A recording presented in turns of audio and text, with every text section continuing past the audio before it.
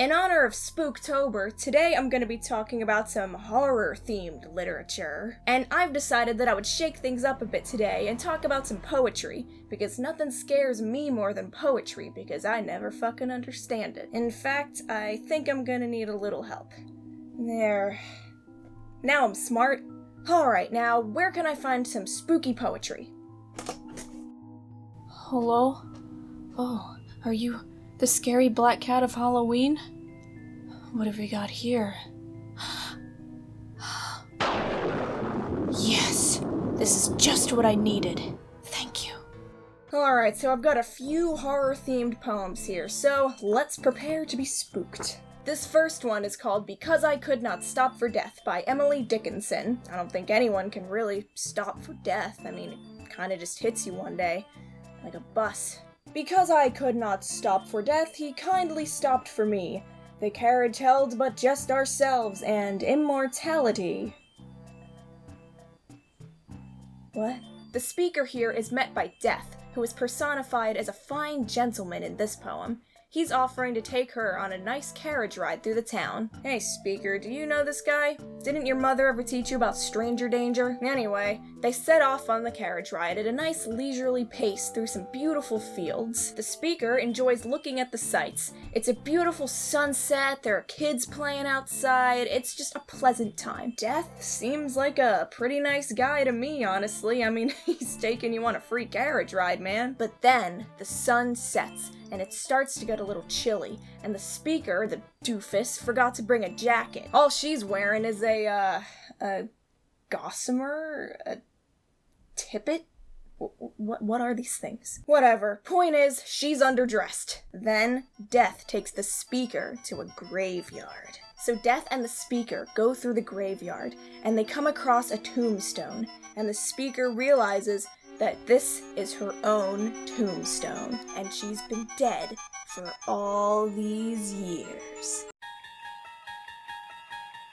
And then she's talking about horse heads or some shit. I don't know. Anyway, that's that poem. Let's see what else we've got in here. Ooh, Poe! Now, I know I've covered Edgar Allan Poe twice on this channel already, but I mean, come on. Would it truly be an authentic Halloween video if I didn't talk about something by the spook man himself? So this is Poe's poem.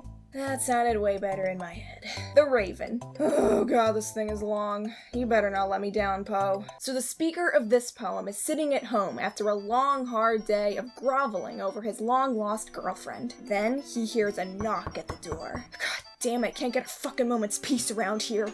He opens the door, but no one's there. Must have just been the wind. Yeah, the wind. I'll prove it by opening my window. So the speaker opens his window for whatever reason, and in flies a raven. Oh my god, get it out! Get it out! So the speaker's all, who the fuck are you? I'm talking to a bird right now. And the raven makes himself at home, but all the raven ever says to the narrator in response to whatever he says is nevermore. The speaker tries to ignore the raven for a little while. Maybe it'll go away if I don't look at it. He starts thinking about his girlfriend again and how he's never going to see her ever again. The raven breaks in with a nevermore. Thank you, raven. You know, didn't they ever teach you any other fucking words at Raven School? The speaker believes that the raven was sent here from Satan himself just to torture him. Might be being a little dramatic, but I mean, talking birds are kind of weird, so I guess I'd believe it. The speaker takes a long shot and flat out asks the raven if he'll ever see his dear girlfriend again, and surprise, surprise, the raven's all, nope, nevermore. The speaker tells the raven to get lost, but the raven says nevermore. He's here to stay, to ensure that the speaker forever lives in his own personal hell. God, what did the speaker do to deserve this? Alright, that poem was pretty good, I have to admit. I mean, I still would have preferred a regular old short story, but it was Poe, so I'll let it slide. Let's move on to the next poem. This next one is by John Keats, called Belle Dame Sans Merci. A ballad. Oh, what can ail thee, knight at arms, alone and palely loitering? Oh boy, what's going on? So the speaker of this poem comes across a knight lying in a field, currently dying, I think. Seems a little suspicious. The speaker asks what happened, and so the knight begins his tale. Apparently, he met a pretty lady in the field, and they started hanging out together. Everyone's dream. They made some flower headbands, made some bracelets, he took her for a ride on his horse. She looked at me as she did love, and made sweet moan. I think I know what else they did. So then she took him to her elfin grot, whatever the fuck that is, and things start to get a little weird. She lulls him to sleep, but then he has a nightmare. All around him, he sees dead princes and princesses, their skin deathly pale, all crying out, "La Belle Dame Sans Merci, thee hath in thrall!" I wish I knew what the fuck that meant, but I think it means she's gonna kill you. Why didn't they just say that? The speaker's probably like, what? What the hell are you talking about? But no, everything's gotta be all elegant in poetry. You can't just walk up to someone and say, yo, that bitch you're sleeping with is gonna murder you in your sleep. I would read a poem written like that, though. Then he wakes up and... whatever, I don't care. This poem's annoying me now. Let's move on to the next one. This next poem is called The Second Coming by William Butler Yeats. The poem opens up with a falcon flying away from its master and getting lost. Poor bird. Then by the third line, the poem takes a complete 180 and starts talking about the world falling apart. Things fall apart, the center cannot hold, mere anarchy is loosed upon the world. And there's some sort of ceremony of innocence going on. Only the bad people are full of the most passion. So the speaker proclaims that this means it is the beginning of the second coming. He imagines some sort of monster, kind of like a sphinx. It's got a lion's body and a man's head, and a dark, blank gaze. And this monster is on his way to wreak havoc on the world. I think. But now I know that 20 centuries of stony sleep were vexed to nightmare by a rocking cradle. What the hell is he talking about? Oh, I'm so confused. I guess it's scary. Let's just move on to the last poem.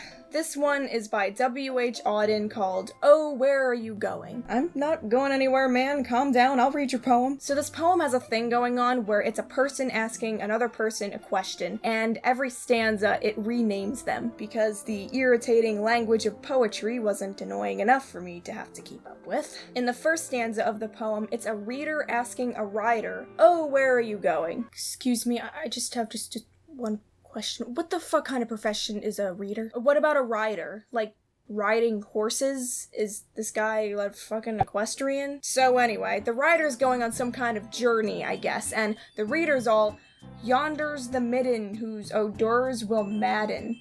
That gap is the grave where the tall return.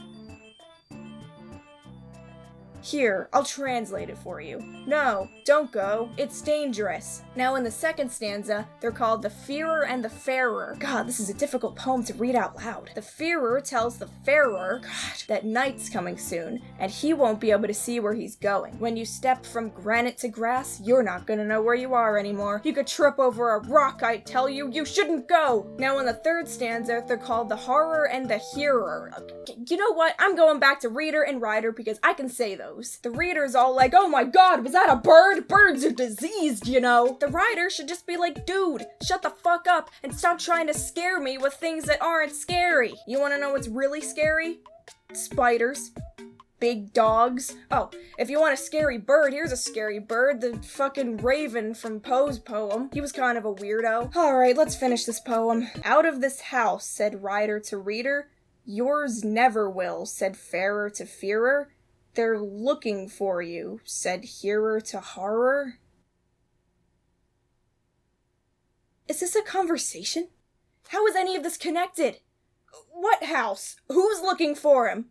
What the hell is going on? Okay, what's the name of this poem again? Oh, where are you going? Oh, where am I going? I'm gonna go find a fucking rocket and blast off to a planet where poetry doesn't exist. Just tell a story and stop trying to sound so goddamn pretentious all the time. The moral of this video is don't read poetry. Poetry needs to be banned, I tell you, and I'm starting with this fucking thing.